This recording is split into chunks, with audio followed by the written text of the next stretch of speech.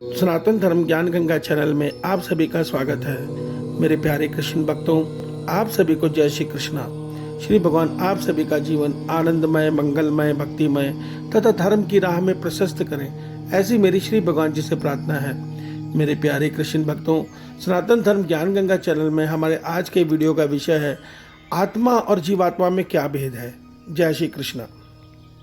मेरे प्यारे कृष्ण भक्तों, हमारे इस संसार में हमारे सनातन धर्म का ज्ञान सबसे महान और उन्नत ज्ञान है, मगर आज अफसोस की बात है कि हम सनातन धर्मी अपने ही इस ज्ञान से दूर हो गए हैं और हम आत्मा और जीवात्मा के भेद को नहीं जानते।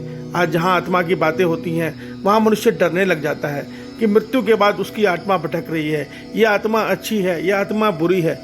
मेरे प्यारे कृष्ण भक्तों, आत्मा अच्छी और बुरी हो ही नहीं सकती।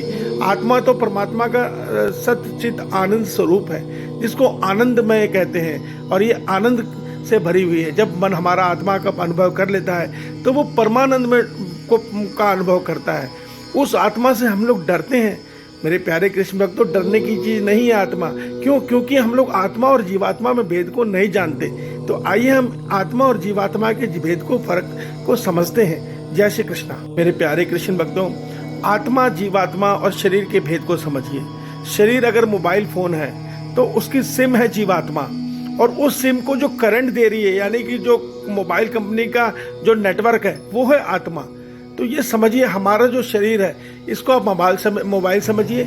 जीवात्मा अंदर सिम है, और उस सिम को जो शक्ति दे रही है, करंट दे रहा है, जो नेटवर्क है, वो आत्मा है।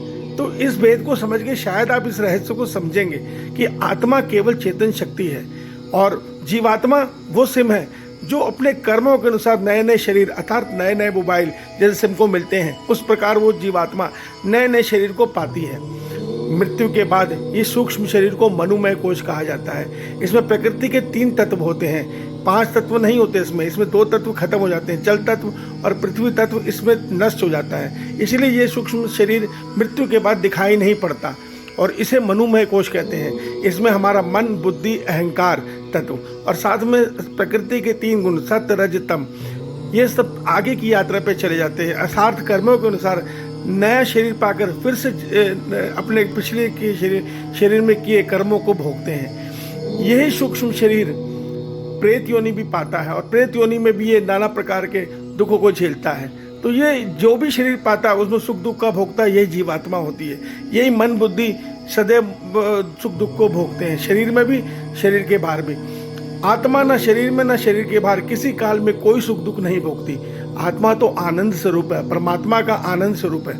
वो अच्छी और बुरी नहीं होती, वो तो सच्चित आनंद स्वरूप होती है। अच्छा बुरा होता है ये सूक्ष्म शरीर। अगर ये मन हमारा तामस गुण के अधीन है तो ये बुरा होगा, ये सात्विक गुण के अधीन है तो ये अच्छा होगा। तो अच्छा बुरा होता है ये जीवात्मा। आत्मा सदैव आनंद स्वरूप है। आत्मा के लिए गलत समझना, गलत बोलना, आत्मा से डरना मूर्खता है। तो मेरे प्यारे कृष्ण भक्तों, इस रहस्य को हमारा सनातन धर्म बताता है, मगर आज हम सनातन धर्म में इस रहस्य को नहीं जानते। और जब हमारा ध्यान कर्मयोग के द्वारा या सांख्य योग के द्वारा हमारा मन, बुद्धि इस अहंकार तत्व से मुक्त होकर तीनों गुणों से प्रकृति मुक्त हो जाता है, तो ये हमारा मन, बुद्धि आत्मा के साथ परमात्मा में लीन होकर मोक्ष को पा लेता है। तो मेरे प्यारे कृष्ण भक्तों, इस रहस्य को मुझे उम्मीद है कि आपको समझ में आ गया होगा कि जीवात्मा हमारा सूक्ष्म शरीर है, जिसको मनोमय कोश कहते हैं, और आत्मा परमात्मा का सनातन आनंद स्वरूप अंश है। जय श्री कृष्णा। शिव भगवान आप सबका कल्याण करे। जय श्री कृष्णा।